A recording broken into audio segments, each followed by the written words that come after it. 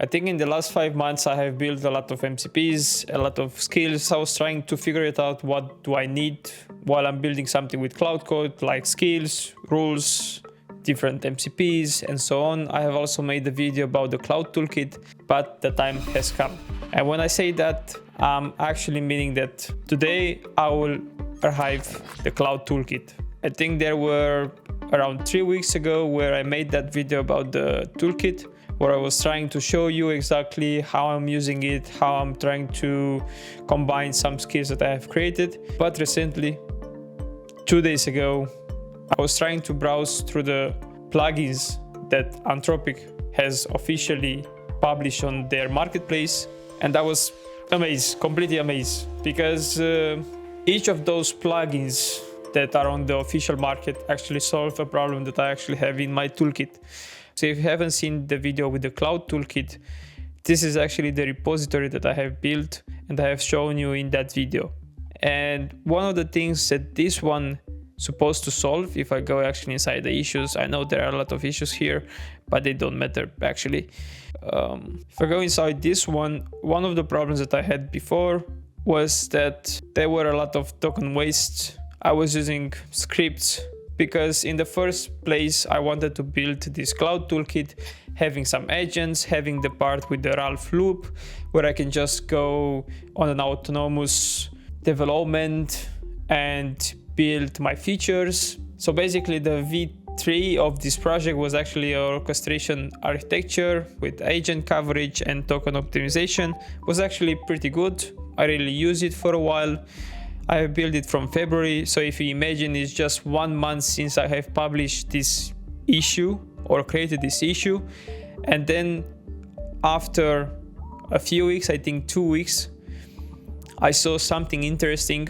I saw this Open MOSS, which is supposed to be a self-organizing multi-agent system for OpenClaw. And because I'm not using OpenClaw, I don't like it, and I don't usually want to just give something to the agent and then expect that he will do it and have a lot of things to figure it out. I already have a lot of execution workflows, workflows in general with Claude Code built in my computer, and I'm a software engineer on a daily basis. So I don't need it at all. So I was thinking I'm not gonna clone the repository because I also don't have that much trust in what it has been published on GitHub as an open source project. But what if I actually build it myself? And then I have started creating those issues for that, for the V4, where I was trying to have a self-evolving development orchestrator. And if we go here, we have different phases. I was trying to build it on different phases. And if you can see, it's inspired by Open MOSS from this one. But again, I was trying to build something that somebody else has already built, and it was published officially by Anthropic.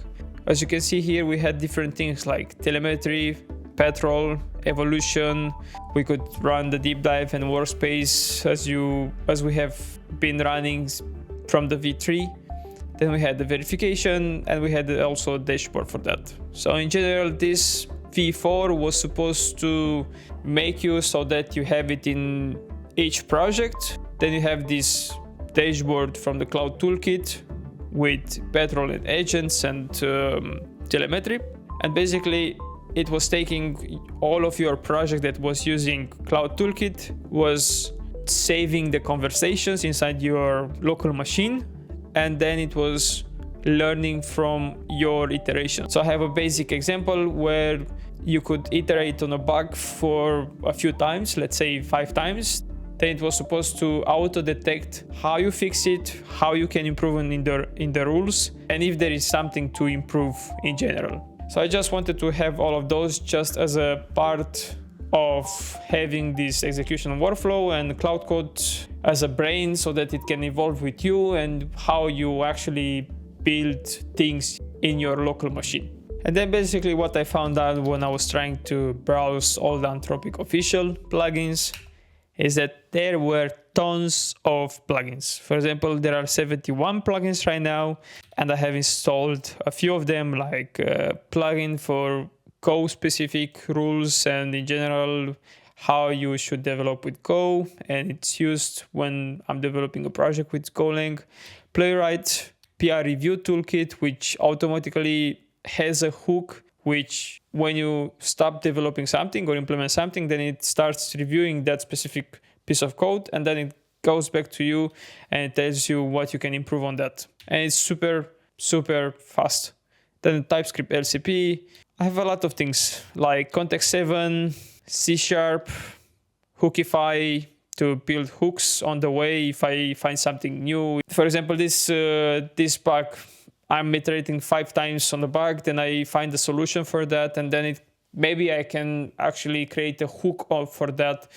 So next time when I'm having a bug again, then I can actually have this hook to identify exactly how I solved the other bugs, and then maybe save post-hook how the bugs was solved, and then for this specific bug detect how they were solved. So there are different things that you can actually build.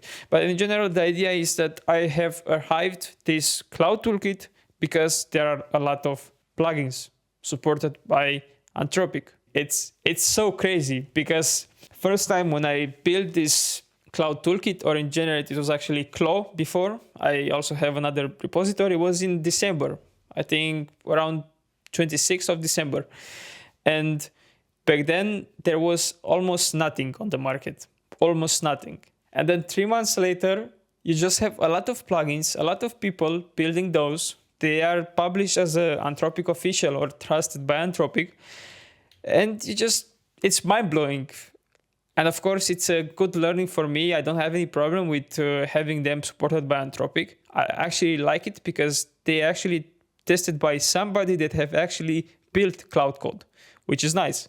But as I said, it's a nice learning for me because I could build this Claude Toolkit, learn how Claude Code works, gain some experience on that, and then basically from now on I can build other plugins. It's not just the end of it. Maybe I can find another problem that I have on my daily workflow, and then I can just build MCP for that or another plugin.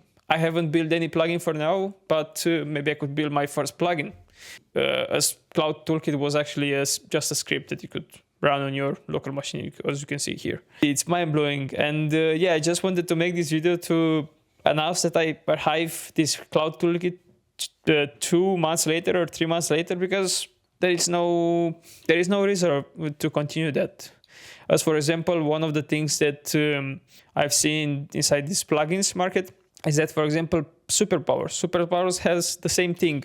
You have write plan, brainstorm, execute plan, like 3 things that I have actually built also in my Claude Toolkit, where I had deep dive as only one skill was doing those 3 things in phases.